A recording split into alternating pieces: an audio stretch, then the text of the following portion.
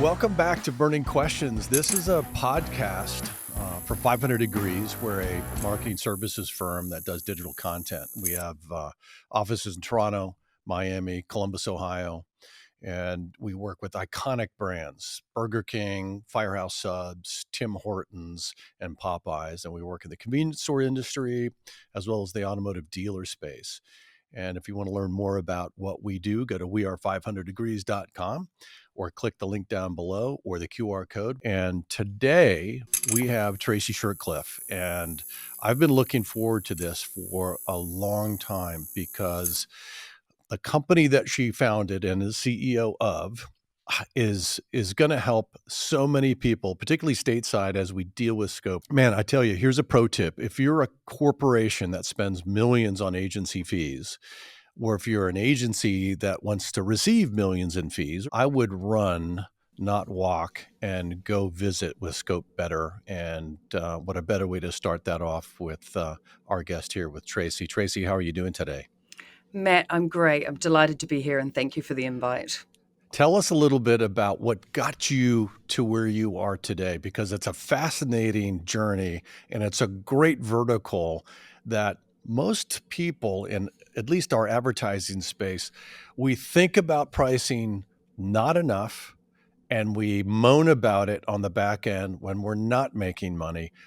Walk us through the process of how you are sitting here today. Well, it's a pretty quick story, but I started a SaaS platform that was called Traffic Live, and it was all around helping agencies and professional services businesses to better plan and resource for the work that they do. And what became really, really clear out of that business is that there was a whole front end on pricing and profitability that was just completely left. And I ran that previous business for 10 years, and then I was bought by a large American corporation. Lucky enough, I wasn't ready to hang up my boots, my spurs, as they say. And so I said, I can't leave this problem unresolved. 90% of kind of agency businesses produce their fee proposals, scopes of work on a mix of Excel, Google Sheets, Word documents. It's all manual. So for somebody who prides themselves in putting into a solution to digitally transform businesses, I had to broach it. And so Scope Better was built and born out of firstly taking out some data from the previous business to start to build up a model of how agencies could be pricing for their services in a smarter way. And I'm lucky that right now the advent of AI is running hard and everybody's very excited about what generative AI is going to do, and also petrified. So Scope Better is all around tackling those hard issues around pricing and how we should be doing it better in an industry that's currently selling time and people. On our podcast, we had a man by the name of Chris Hall on. He was a former managing partner and co-president of Sapient. And he runs a company now called AIQ. And since you mentioned AI and this whole fright, but also adoption, early adoption, because in the ad agency business, we don't want to be left behind. We want to adopt early and figure it out later. But he said something interesting, which he said, the future could be not on FTEs, full-time employees, but on outcomes. Are they asking for different ways to look at the deployment of resources from an agency level? And are they using terms like outcomes versus full-time employees? That's a great question. I mean, we pride ourselves on looking at this as however a client wants to go around pricing and however an agency needs to deliver that requirement for a client, then anyway, pricing should be something at the heart of a business. So there's two things. You might want to facilitate that as your point from the agency, but you might also just want to be very client-facing. And it kind of runs in kind of two veins. You know, we started life where we had the FTE, and we moved into, and retainers and various other bits and pieces. Then we moved into time and materials.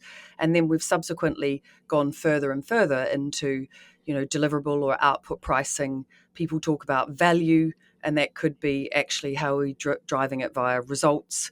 And that's, these different, what I call pricing modalities on a continuum are either easy to do or become very difficult, depending on what the capacity is of the business to deal with that with your clients. But I think the most important thing for me is that however clients want to collaborate with you, you need to be understanding what you're going to be doing on pricing. That makes sense. And with as you negotiate, I'm not saying that you're the key negotiator, but your products will help everybody be a better negotiator. How deep do you go into the actual, tech stack of an ad agency or a marketing services firm or a labor firm in terms of their ERP system to be able to withdraw information versus having, John Great. Adams come in and say, I usually spend about 4 hours to develop a logo? Great. I love this question, Matt. So, how deeply do we get into somebody's tech stack? Well, we go as deep as we can, and I'll tell you why. So, the process that we do at the moment, which we replace with Scope Better, is a manual process. They'll have a staff plan, typically that's put together in Excel, and then they'll have a statement of work, which could be in Word, or you could be using a Google set of documents or Suite as well. And then from that, what you have to do is you're doing this process manually, so then you need to manually move that data in your business into these other elements. So we with Scope Better, firstly, digitally transform that process. You've got it in a platform. That means you've got a single source of truth. You can have a look at everything in one place. You can do all of the kind of key things you'd expect from a slick platform that supports anyway pricing. Then secondly, and one of our kind of key pillars, is making sure we can speed up that connection of data.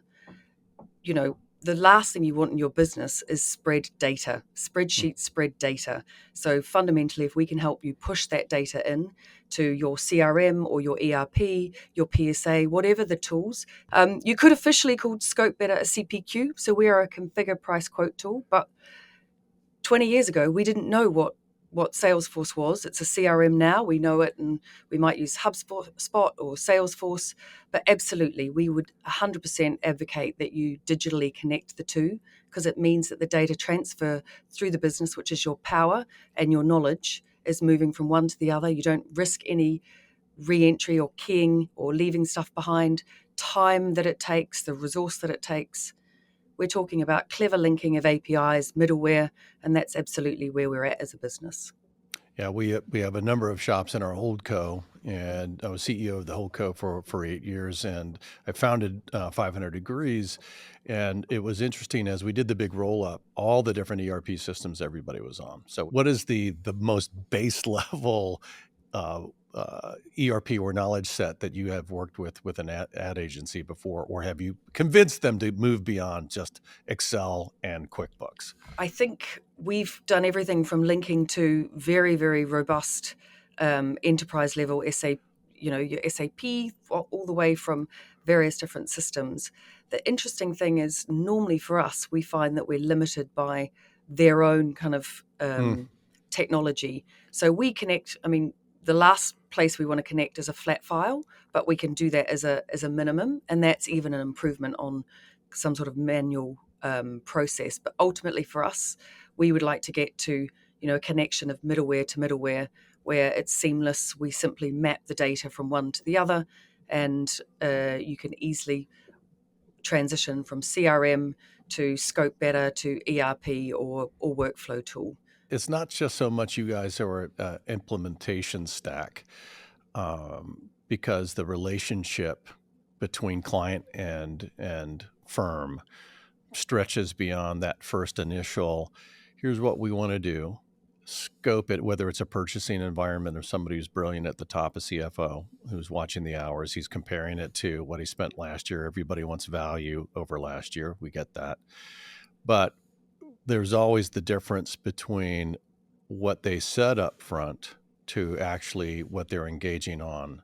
And do you guys stay in the hunt, so to speak, in terms of post-pricing delivery? Or is it just sort of like we help you guys pull information out so you can price better and price smarter? And I'm just talking about the ability to match hours or outcomes on a scope basis, on a monthly basis for tracking against deliverables. We think that's fundamentally important. So if you're a business that does time And if your scopes are right, then you shouldn't actually need to in a perfect world. But if you're a business that tracks time, we can bring time back in against those deliverables so you can baseline. So what you can say is, this is what we're expecting to do. This is what was delivered. And then you can go back to the actual where the original pricing point was made and update that. Typically, you're seeing with Excel spreadsheets, it doesn't change. So you get it wrong, you don't learn. So what we're trying to do is make sure businesses learn. Or even better, you start to productize your offerings, then you're very clear around the ways that you're communicating. We talk about branding, we talk about speaking about a voice for our clients. What we need to be doing is showing the value that we're delivering from the things. I talk about it simply being, it's like a chef in the kitchen. You don't go into the how many eggs, how many grams of flour. You talk about I'm mixing these two fabulous ingredients, these part of the team.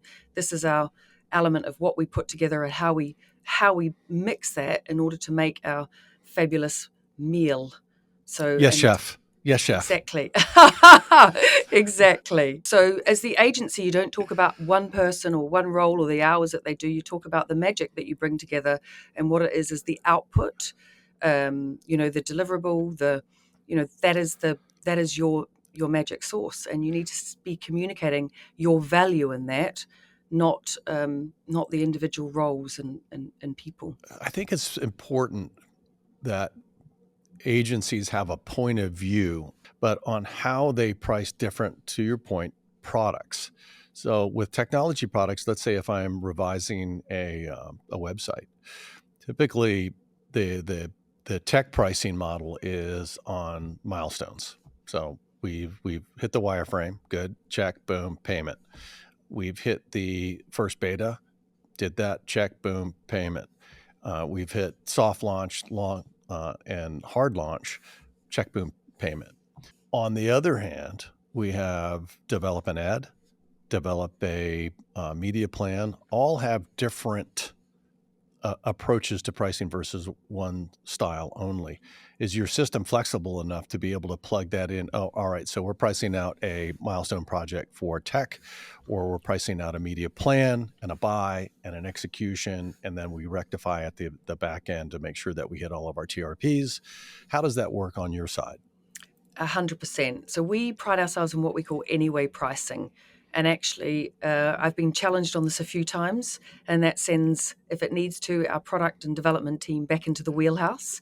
But what we do is, if you have a way of pricing, the system's very open in the way it can architect itself, but it's designed to be very functional, easy to use. And the whole point of what we're trying to do is make things more consistent, smarter in the way that we can deal with them, and that you can allow anybody in the team to price.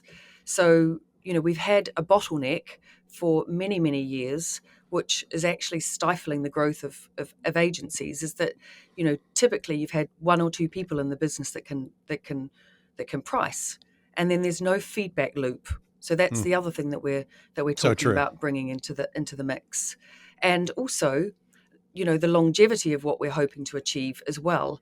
When a fee element goes out, or a person leaves the business, the knowledge of that walks out the door, or it's not held in a central place to kind of to investigate and kind of improve that going forward. Well, it's when that one person walks out the door, you're toast, and then everybody's back to making it up again. Yeah.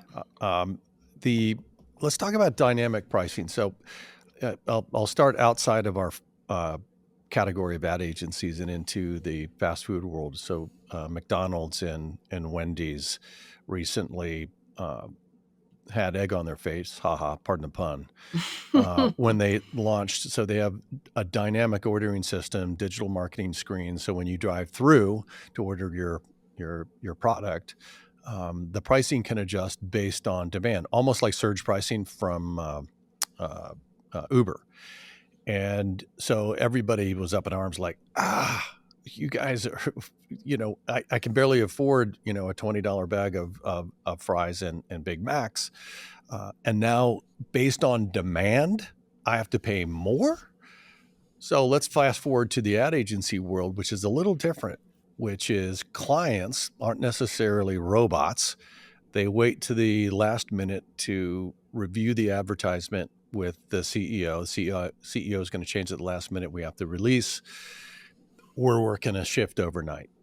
I just wanted to start out with the topic of dynamic pricing and what inside your engine can help people work through that to provide value and have the client recognize, yeah, you guys have to run a second shift tonight, because we'll do that. Hair on fire, run through walls. We'll get this stuff done. That's what we always do. But a little modicum of pricing adjustment is necessary.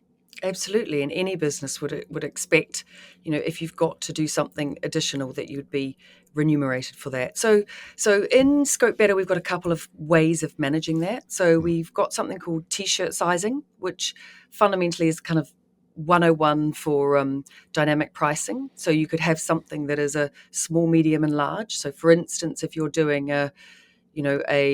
you said what the word wireframes earlier. So you could have a simple wireframe, you could have a kind of a more complex with a number of various variant options, then right up to something that's extra large, which is an entire team across a global website for a number of kind of various different brands. So that's what we call kind of T-shirt sizing, and that can fit under what we would call different kind of tasks or deliverables. So you might have kind of a small brief because you're talking to a small team. You might have a large content development because it's not happening at the client. It's being produced by the agency. So we can kind of use that T-shirt sizing to be very dynamic in the way that we can put them together around a set of business rules, which we typically see. Small is 1 round of amends, medium is 3, extra large is 10 with 25 different people it needs to be approved by. So this gives us what I call kind of guide rails to start to dynamically put together something quickly that you don't have to take your key resource in kind of going through those questions. We've got the building blocks. Then we've got the other ways to kind of work around, which is kind of a matrix that sits on top of it. You might have multipliers, which could be an additional turn on your rate card or your fees based on rush, based on locations, based on complexity of client brief, or all sorts of things. And we see those as various different elements, and the two work in a smart way together. Well, I think the T-shirt pricing sounds great. And it's innovative in terms of being able to present to a client that, all right, so you've showed us the scope. This is how we are now going to take that scope, interpret it into how we do it. This is a large, this is an XL. I think the other important thing, and you said the rubber hits the road, and we are all around, the pricing problem is how do we price for profit in a smarter way? And what happens in our industry is that the client, so we put together a scope of work, then the client comes back and says, you know what, we don't have that much budget. And what invariably happens at the agency is they go, oh, we'll just deliver it anyway because we came up with the idea and we want to win the client. But what you should be doing on T-shirt sizing is still giving them the element, but pull back some of the key things and value, rope back some of the entity, and then show the client the difference. And quite often, the chance of the client finding more budget is hopefully more of a possibility than the agency giving away their value. Well, it's a quick bid too.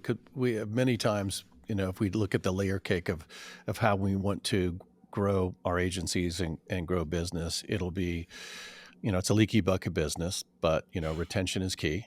Then it's growth on that business, which is going to be organic. Then it's going to be new business, and it's either a pitch or it's going to be a land and expand. And so pricing some of those additional asks, either a land and expand small project in a big company where we want to go and improve our value, or a client says, hey, I've got this extra side hustle that I need somebody to focus on. How would you price this out? The ability to go, we've already trained you on 1Z to triple X. We think this is going to be just a medium sized. And if you can adhere yourself to the hours that we prescribe, and we're in and out, and there's not a lot of mucking about in terms of revisions, we think we can offer it at this price. I think it's a cool way to go. And big agencies and small agencies are doing this with you, right?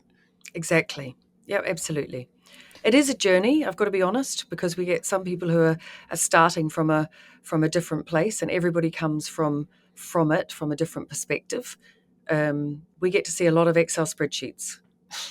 Do you work on the client side as well? So I just want to know a little bit more about your business, because I would think the purchasing group, the CFOs, and anybody that really doesn't understand advertising, but they want to get value out of the ad group because it's always about switching. Are you working on the corporate side? We don't. We have what we call a client module. It's not used as much as I would like to see it used, which allows the brands or the clients to input their briefs and then collaborate back in real time on the requests for the scope. I think sometimes it's enough of a challenge. We talk transparency between client and agency. I don't think we're there yet. And with the advent of AI, I'm not sure that it's going to make it any easier. But no, we have an interface. If you wanted to collaborate with the client across your scope in real time, you can. It's not, as I said, Matt, it's not used as much as I'd like to see it used. And back on the t-shirt pricing, the idea of AI, agencies are just guilty of being able to brag about stuff. Yeah, we use AI, swagger. And then the client is like, that's cool. So you're going to charge less? And so maybe in that t-shirt pricing is AI-driven strategy, background, quick 24-hour turn, what have you. Something like that. That's exactly right. What advice do you have for marketing services firms or ad agency that want to get started with you? Typically, we start by asking how you are working today, and we can even do something called a reverse demo. We often have people who go, oh yeah, we have a pricing system or a pricing process. And as I said, 90% of the time we're looking at some sort of over-modeled Excel or Google sheet. Right. And so we just understand kind of what they're using at the moment, the different pricing modalities. So are you using FTEs, retainers, time and materials, fixed fee items? Do you have what is it? What is your framework? And then is that different per client? What is the stylized documentation that you provide out to the client? We can replicate all of that. So at the push of a button, you can either make it very simple to start or very complex. And we always advocate to start simple. Just starting with what you're doing at the moment, we can import that in and click and go. And so you've got data input, which basically is in your discovery process, how Exactly. we price. And a lot of agencies do not have a process. They just basically have, hey, this is a retainer. I'm going to go into the data and the detail inside the retainer and see what kind of parallels I have on this new opportunity. So the interface for an agency or a CFO, whoever's in charge of pricing, is the ability to have an interface, a viewer, so to speak, in terms of part of your software to be able to pull in like for like terms, pricing, hours modules. Is that what this looks like? Exactly, 100%. So we're basically giving you the building blocks. It can be drag and drop, as simple as that, and you can produce an output. Various different people can build things. They can put it through an approval flow. So, your FD can see where something's at. I mean, you talk about putting something together for FTEs, but then it's like that's hours and roles and people again. So what are they actually doing? You can then describe what they're doing, drop that on, burn the hours away from the overall FTEs for the year. And then at the end of the year, you actually see what value is, what has the team produced, the actual outputs, and you have a better conversation with the client than, well, you just burnt, 6,000 hours across the team. No, we've built this, and this, and these are what they've delivered for you. It just makes it easier, more succinct. It sounds like that Scope Better could become almost a mark of excellence from a pricing point of view, CFO to CFO. I would love that. I think for a business, it should be your ability to better baseline your services for the success of profit. That's what we're all here for. I would love that. I would love it to be a standard platform that agencies could feel comfortable in. I mean, we've got a little feature that's, a heart, which tells you what is the most sold item, and it can give you that in order across different disciplines. Certainly things like that. You can get, lists that you can identify as the minimum you'd want to offer to a client, or things that you should upsell. And the concept of upsell in agencies, we should have that, shouldn't we? We should. Yeah. So, one of the joys of my job is coming across fascinating people that run fascinating businesses. Tracey, you're one of them. I always ask this question, but what's on your reading list? What's on your bedside table or your desk or on your tablet? What is it? I don't care. I'm not trying to pull business ideas, but what are you reading and what? Oh, this is like my dirty secret. This one. I'm reading a book at the moment from Dave Asprey. I'm a little bit of a biohacker when I'm in my when I'm in my own private space. So I'm reading a book called Smarter, Not Harder, which is it's probably the same philosophy I have in business. Is what can we do incremental improvements to improve where the business gets to, and I take the same in my personal life. So. Smarter, Not Harder is all around, the things you should be doing on your nutrition, your health, your sleep, your community. So that's kind of, what I've got on my bedside table at the moment. The book before that, I was reading a book from Dan Sullivan called Who Not How. So that's really around how you make sure you yellow cover. Yeah. I've got a stack and I hand it out to all of our HR managers. It's great. There you go. Exactly. So you understand the importance of having the right people on the journey. And I believe as well, that there's kind of people, process, platforms. And I think hopefully we're on a platform that can help you to scale. Right people, right tools. How do people get in touch with you? How do we find you and how do we get in touch with you? It's really easy. We are what we say on the tin. Scopebetter.com is the website. And of course you could hit me up as well on LinkedIn, Tracey Shirtcliff.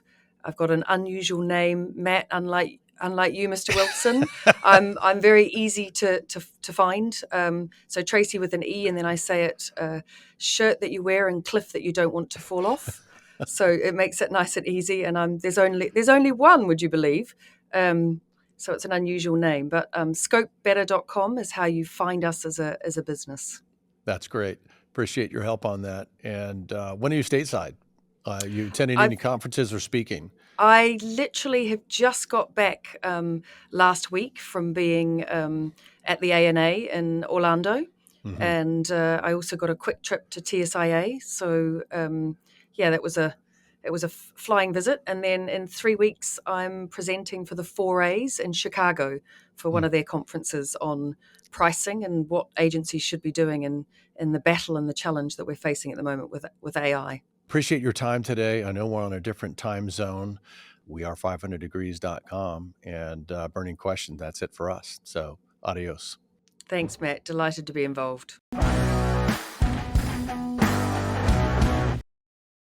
On the next episode of Burning Questions, there's signs everywhere. Digital signage drives consumer behavior for just about every business on the planet. My guests, Beth Warren and Amanda Starr from Creative Realities, we're going to tell you how, when, and where you can leverage digital signage to craft experiences for your customers. We want people to go from outside to inside and then have this really amazing journey inside. Let's make sure that what we're buying today is setting us up for that really sexy, amazing future state. Sign up, subscribe, follow, and don't miss the next episode of Burning Questions.